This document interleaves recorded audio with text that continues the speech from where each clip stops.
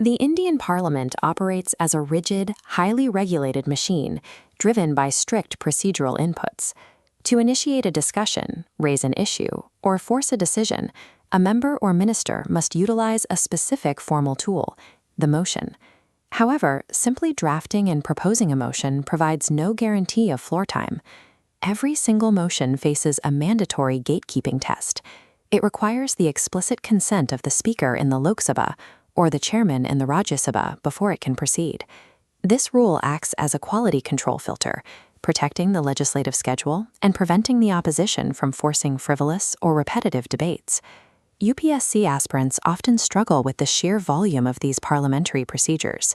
Rote memorizing dozens of similar-sounding motions leads to confusion. Exam questions intentionally target the subtle differences between these tools, creating trapdoors for those who rely on shallow definitions. Success requires a different approach, categorizing motions along a continuum from procedural requirements to political impact. True mastery comes from weighing the effort required to admit a motion against the specific consequences it inflicts on the ruling party. 3 high-level categories dictate how a motion behaves once it reaches the floor. First is the substantive motion. This is a self-contained proposal, such as an impeachment or the removal of a high official. Because it stands independently, it demands dedicated floor time for both debate and a final decision. Next is the substitute motion.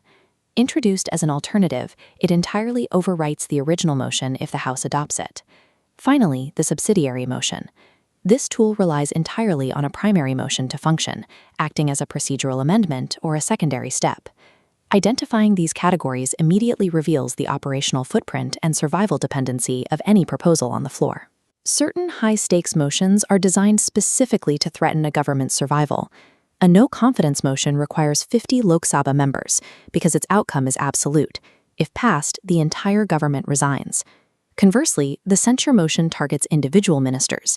It serves as severe criticism, but does not trigger resignation. This creates a strategic opening. The opposition may use censure to inflict public accountability, even when they lack the 50 members needed for a no-confidence vote. These tools represent a strategic divergence. You deploy the motion that matches your numerical strength and your specific political objective. These high procedural thresholds serve as the direct trade-off for motions that carry existential consequences for the ruling party. Beyond political survival, other motions manage the operational mechanics of the budget and the legislative clock. Cut motions occur during demands for grants. A policy cut is the most significant variant. Its outcome is entirely symbolic, reducing a multi-crore financial demand down to exactly 1 rupee to signal disapproval. A policy cut serves as a proxy test for government strength.